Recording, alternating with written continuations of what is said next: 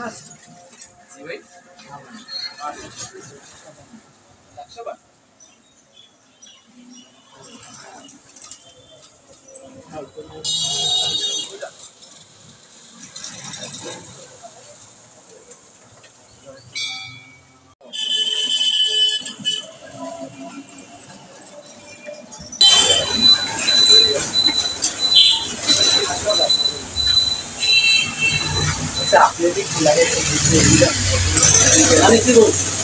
আমি বলছি যে এগুলো ইসরায়েলের জন্য এগুলো কিনো না মুসলমান হয়ে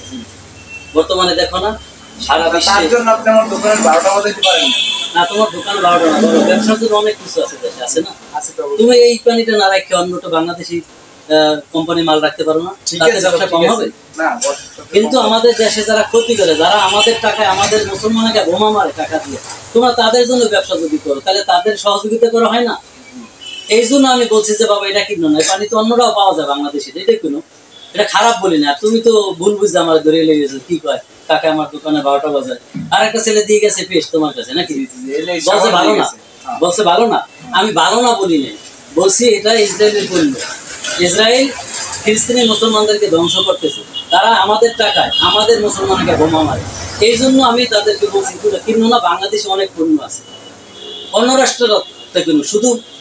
একমাত্র আমি ইসরায়েলের পণ্য কিনতে নিষেধ করছি আমি তোমার দোকানে ব্যবসা খারাপ হোক দোকানে ব্যবসা কিনে কম হোক সে ব্যাপারে আমি বলি না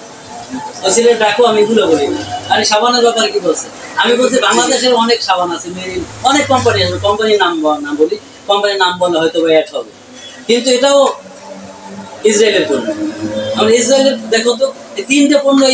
তুমি 1 মিনিটের মধ্যে বিক্রি করলাম সব ইসরায়েলের তা আমরা তো ইসরায়েলকেই সহযোগিতা করছি তা আমাদের টাকায় বোমা তৈরি করে আমাদের টাকায় আমাদের মুসলমানকে হত্যা করছে দেখো না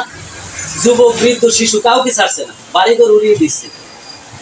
আমার কথা তুমি বুঝতে পারছো আমি এই জন্য বলছি তুমি রাগ করো না তোমার এই বাংলাদেশি পণ্য অনেক আছে তুমি সেগুলো করো এগুলোকে বর্জন করো অনেকে তো বিভিন্ন দোকান ভাঙচুর করে আগুন ধরে এগুলো না আমরা এগুলোকে বয়কট করতে শিখবো নাকি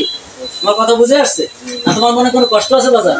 আচ্ছা তাহলে তুমি বুঝতে পারছো না আসসালামু আলাইকুম রাহমাতুল্লাহ কাউকে বুঝাই এগুলো না অন্যগুলো তুমিও কোম্পানি এগুলো রাখবা না আসলে ঠিক আছে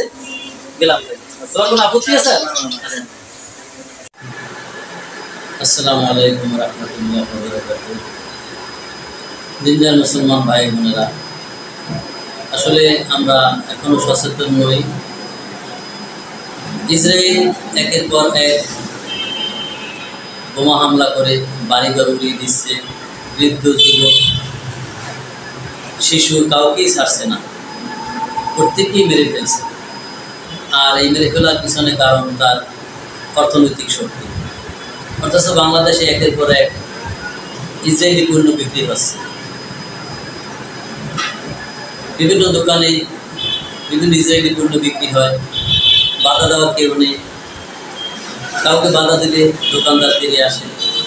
আসলে উচিত আমাদের যারা মুসলমান নিজেকে পরিচয় দেয় প্রত্যেকের নিজ নিজ থেকে সচেতন হওয়া কারণ একটা রাষ্ট্র দুর্বল হয় তখনই যখন তার অর্থনৈতিকভাবে সে দুর্বল হয়ে পড়ে আমরা প্রত্যেকেই যদি ইসরায়েলের পণ্য ক্রয় করি তাহলে তো ইসরায়েল আরও শক্তিশালী হবে আসুন আমরা ভাঙচুর করবো না আমরা জ্বালাওপড়াও করবো না ইসরায়েলি পণ্যকে শুধু বয়কট করবো পারবো না আশা করি সকলে আমরা একত্রবদ্ধ হয়ে